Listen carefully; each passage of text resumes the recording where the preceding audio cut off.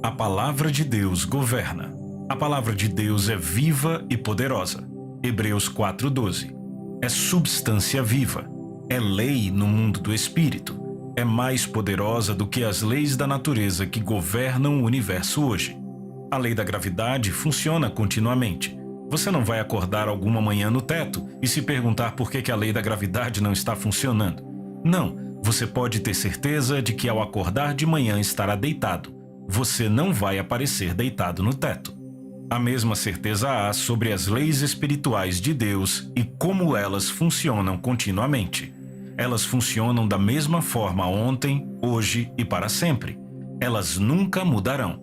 A palavra diz: Deus não muda. A palavra de Deus nunca muda, mas muda as coisas. Leis de Deus. Tiremos nossos óculos religiosos e vejamos algumas coisas que Jesus disse a respeito da oração. Existem leis de Deus que governam e sustentam todas as coisas.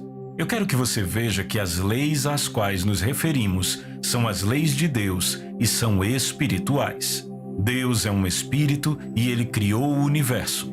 Tudo que você vê foi criado por um espírito.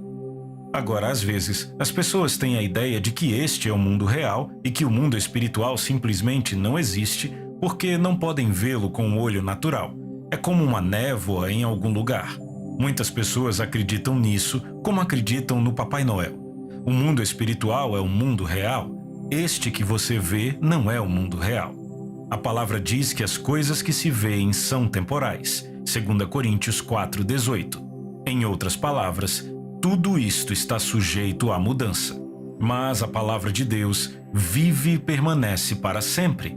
1 Pedro 1:23. A palavra de Deus é uma pessoa viva, Jesus, e permanece para sempre. A razão pela qual você tem a vida eterna é porque recebeu a palavra eterna em seu espírito e ele é vida. A palavra é eterna e ele produz segundo a sua espécie. Escravidão bíblica. Hoje existem muitos cristãos que estão sendo enganados pelo maligno. Satanás é chamado de enganador. A habilidade dele está em seu engano.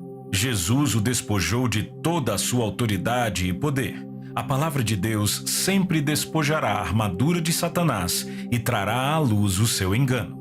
O engano é a única armadura que o diabo tem. A palavra de Deus penetrará nessa armadura e vai expô-lo.